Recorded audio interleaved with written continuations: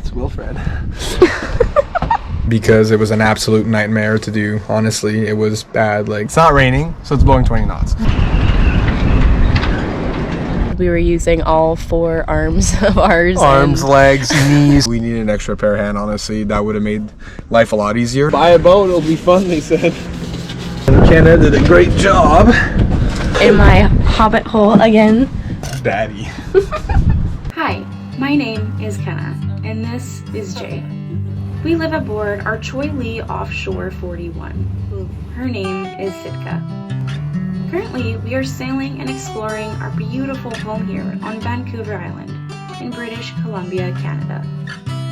I'm new to sailing, but I'm learning and loving it more and more each day. Jay, on the other hand, was born a salty sailor.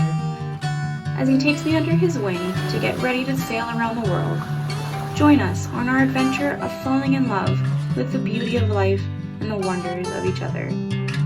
Welcome to the story of us, and welcome to Sailing Sitka.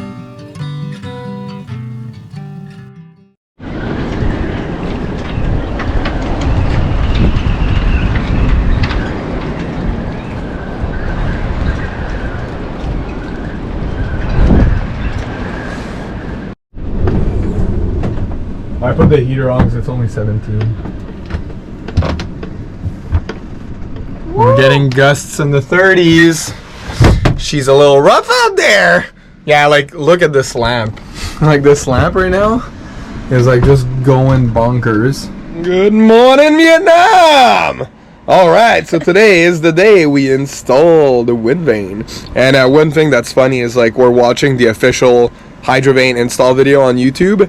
And I've noticed this a few weeks ago when I actually watched it for the first time. But look at this, guys.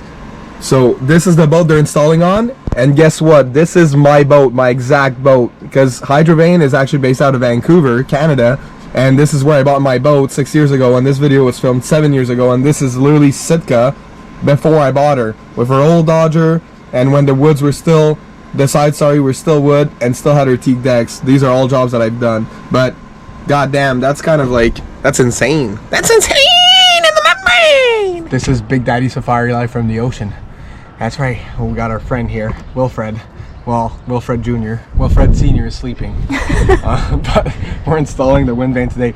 And with our freaking luck, so this spring, anybody that lives in British Columbia, especially Victoria, you know it's been the worst spring ever, honestly. It's either raining or it's blowing 20 knots in the harbor. So right now it's not raining, so it's blowing 20 knots. So it's annoying for doing any work when you're at the back of a dinghy. So this would be better if you had a dock. HYDROVANE recommends doing the installation in the water if you can. It's better. It would be obviously easier to do this on the hard, but the problem is your boat on the hard doesn't sits on the stands like it does sit in the water. So for lining up purposes, it's better to do in the water. So this is what we're dealing with. So we're tying everything up, and we're using a PVC shaft, which I marked some of the things we need on here. So this is the top of the actual metal shaft here, and then this is the space that we can't have this upper bracket in. There needs to be a 7-inch gap here before you can have the bracket, and that's to allow, okay guys, quiet, I'm trying to speak here, god damn. Okay, now we have a rough idea of where the H bracket's gonna go, and that's the first bracket to mount. So for us, it's gonna be our upper bracket, and it's hinged. So we're not at the full final placement yet, but we generally know exactly where it's gonna go. So now I've marked with the Sharpie what we need to take off that teak backing block to make sure that it comes and meets the hull really flush, because there can't be any play. That's really important. So we're gonna grind that wood back down a bit and make sure that we get a perfect contact with the curvature of the hull. Once that's done, then we're gonna come back on here, and then we're gonna try to line everything up for the final lineup, and then drill the 2 first holes in the boat. And then if that works well, we're gonna mount this bracket with I know they use 5200, but I'll never put 5200 anywhere on my boat. So we're just gonna use Sikaflex 291, and yeah, and we got big backing plates too, so we'll put that one on. Then once that's done, then we're gonna move to the A-rack. I'll show you that later.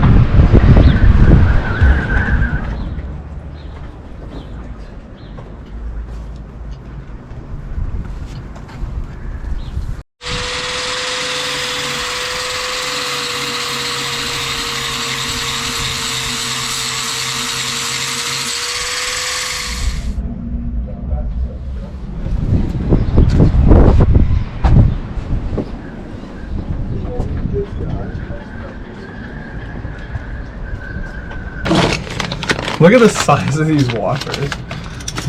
Daddy. Alright, so you're in the dinghy with me right now. So we got the H bracket installed, and this previous bracket used to have a gap in the middle for a chain plate because this is not new. So I grinded back down underneath there. So what I'm going to do is I'm going to fill that little void in the middle with a bit of thickened epoxy, and that way I don't think it's needed, but it's going to add some strength.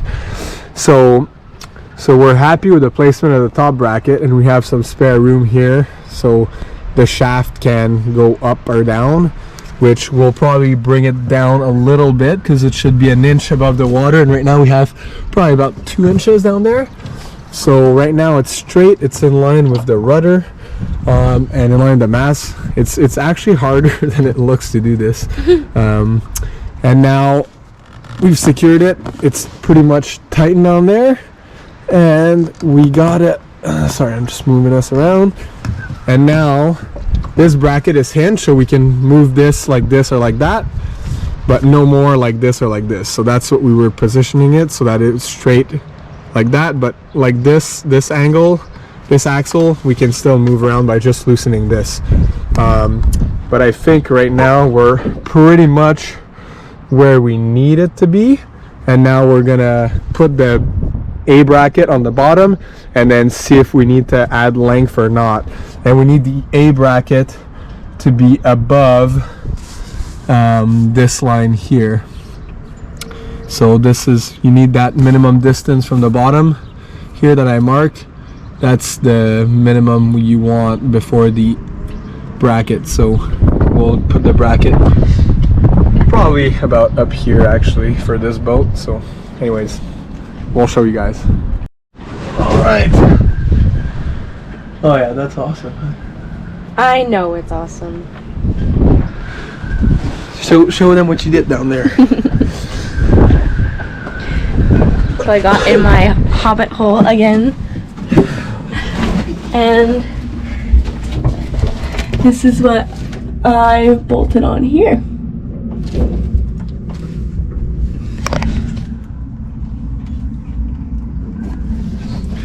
And I couldn't film myself tightening them because it actually took all of my strength, so. Alright, so we got the vane there, and then Kenna did a great job. So backing plate 1, backing plate 2, and backing plate 3. Ooh! No. You have Sitka flags on your cheek? Yeah. Ew, I'm still dirty. How is this possible? It's been a rough day. We didn't film a lot of this HYDROVANE install because it was an absolute nightmare to do. Honestly, it was bad. Like, there was a lot of swearing, there was a lot of losing our marbles. It could have went a lot smoother, obviously. One of the main issues was the fact that it was blowing 20 to 30 knots. Like, we had gusts in the 30 knots, and we're working from a dinghy, so not a very stable platform to begin with. So that was rough. I got a fresh neck tattoo. We started at what, 9 a.m. this morning, hun? Yeah. 9 a.m. Good thing Kenna prepped us a little snack, so we had like 2 bites of something before we started, but like very minimal, like a Danish. And then we didn't stop, and now it's 6:30 p.m. Like, did not stop. No pee breaks, no water break, no food break. We had to go nonstop. And the reason for it is because this was the last time for months that me and Ken are both going to be off on the same days, so we needed to get this done. It's been raining nonstop or blowing 30 knots, which it is today, but we didn't have a choice, so we had to get it done. And so it's on. So the HYDROVANE's all bolted through. It's good. It was a pain in the bum, and the reason for that is that this is a used one, so it's not brand new. So the collared brackets where the shaft goes through had already been tightened, and even with they call it the can opener, it was still hard to get the shaft through with the plastic sleeve. Like, that took hours. We finally got it because we wanted to do it right. We even ended up having to unbolt the bracket that we had already put sealant on one leg of the A bracket to like give us more room to wiggle room, and then it ended up being better unbolting it, even though it was a nightmare and there was Sitka flex everywhere. It ended up being a better placement, the second placement, which sucks because now we have one hole that's not, we have an extra hole, but it's filled up and it's way above the water line, so it's not that big of a deal, but it was a nightmare. It was a nightmare. I'll show you guys what I mean when we get to it tomorrow, because right now we're done with the world. See ya. What's up, buttercups? All right, so it's day 2. We didn't film much yesterday because, contrary to today, which is a beautiful day, yesterday was blowing 30 knots and it was a fucking nightmare, and we had 4 hands between Kenna and I, and we needed an extra pair of hands. Honestly, that would have made life a lot easier. And honestly, if you want to see how to install a HYDROVANE, go on their actual YouTube page. Will and his wife made an amazing video showing how to do it. They had the good idea of being on an end dock, or being in the center dock, so they could, the boat, like, I used to be in that slip right there, and if that was still the case, I would have flipped the boat upside down, so I would have brought the stern inward towards the dock, so I would have had the dock as a platform to work on. But because now we're on the end dock, we can't do that, so we had to work from the dinghy, which was an absolute freaking nightmare when it's blowing 30 knots. So but as you can see, we got all the brackets mounted. So this is the H bracket, and because it's a used vane, it used to have a little gap in the middle for a chain plate to go through, so we filled that up with thickened epoxy. And yesterday I used a grinder to match the curvature of the hull. And then inside we have huge backing plates that you will have seen in the video. And then this bracket, and as you can see, like, you'd feel like the arms could be equal on either side. Well, no, they couldn't, because it looks like the boat's equal on the same, but for some reason it's thicker on this side, not thicker, but more out. So the arm couldn't go down there, and we're like, what the hell? And if we brought it down, we would have like torqued the shaft to something that wouldn't be, it would be off, right? So because we want this to be straight and in a natural neutral position where there's no like corking motion or anything. So anyways, we ended up having to unbolt this, rebolt it. It was a nightmare, but now it's all Sitka flexed in. We didn't use 5200. I will never put 5200 on any of my boats. I've done that mistake before. Sitka flex 291 is perfectly fine for above and below the water line. So that's what we did. We dinged up the hull at a few places here.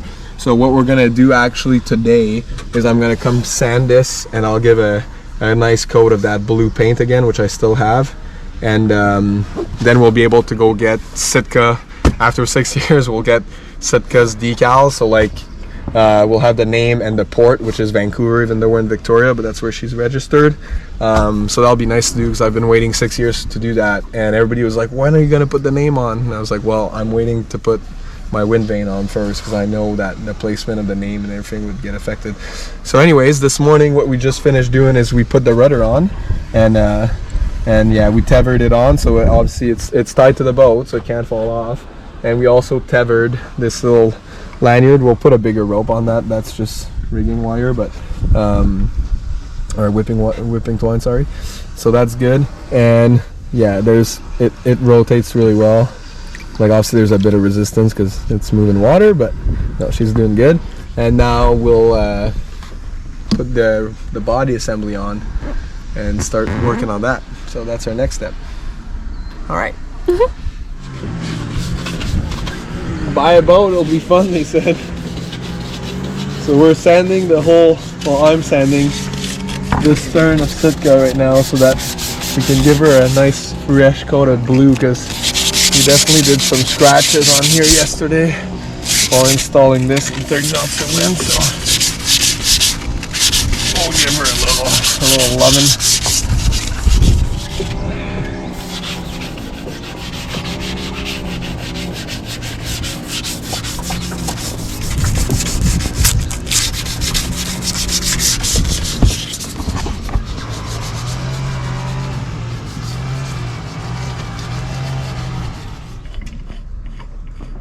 Show me the bottom. Oh, it just slides right on. Does it? Oh, Yeah. That's the easiest part of this fucking whole thing. We actually captured a moment of installing it. Yeah. Wilfred is alive. Look at him. Ooh, and then it moves on the rudder. Look, it's in motion. And if we put it all the way there, that's when you disactivate Wilfred from there, and then you actually steer. So this, if this is straight, the rudder's straight, so that's good. And then this is the setting.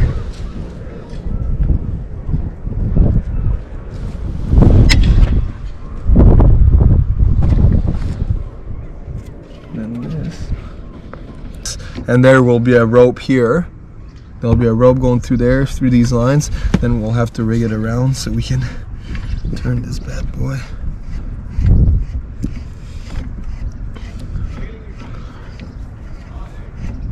Okay, so the wind's like there. So the more, right now, this is the final setting. So that's where there's the most, so that's for light wind. This is, we're hand steering. So you're bypassing the rudder, and that's for an emergency. If we lose our main rudder, we can steer the whole boat through here. So I'm gonna fabricate a custom stainless steel pipe that's gonna go here, go straight up, and then aft, so we can steer from here. And then this knob here, so this is in heavy winds, you put it to here, all the way to the left, and then you see how the rudder has less movement. It doesn't move as far hard over, so there's more resistance on it, so in heavier winds it doesn't steer your boat off course. And the least amount of wind, then medium wind is here, and then light winds is this setting. And then you can tell here with just a little bit of push, if you look from the rudder head, just a little bit of push, the rudder moves hard over to one side, and then on the other side hard over to the other side. So that's for light wind. So like most of the time, that's the setting we'll be in. And then we just need to make sure that this can turn 360.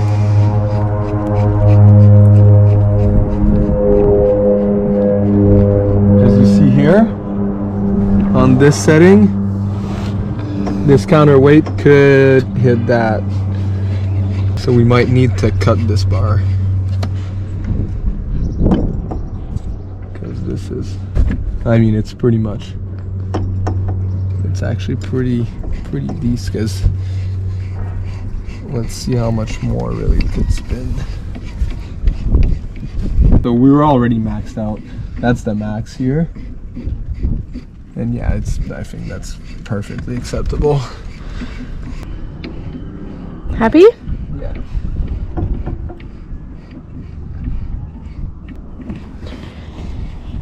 So we showed you guys as much as we possibly could, but like Jay said, we were using all 4 arms of ours. Arms, legs, knees to like secure ourselves. There was just no possible way for me to be able to film, but that's reality. So I'll go show you guys from the dinghy.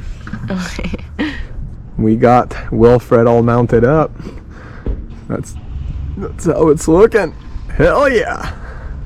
Isn't she pretty? And that looks goddamn sexy. Like, goddamn sexy.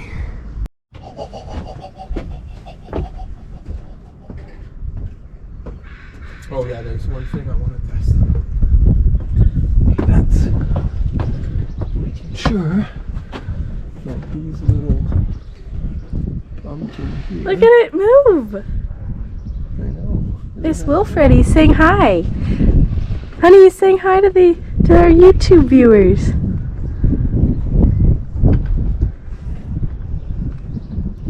It's Wilfred. Welcome to Tech Talk with Big Daddy Safari. On today's episode, we're gonna talk about the wind vane. No, so I know, like you saw, I was pretty rushed in the video. Like Kenna's gonna talk about why that is in a little bit, but I just wanted to give you guys a brief idea of what a wind vane is, if there's people watching that have no idea what a wind vane is, because I know before I got into sailing years ago, I had no idea what a wind vane was, and it was kind of like some voodoo science to me. So what a wind vane does basically is it's a way of auto steering your boat. So instead of having to be behind the wheel or behind the tiller, this will actually steer your boat, usually better than a human could, without utilizing any electricity. And that's the benefit of a wind vane. There's pros and cons to wind vane. So one of the pros is that it will steer perfectly. The worse the conditions are, usually, the better it will steer, the more there's wind.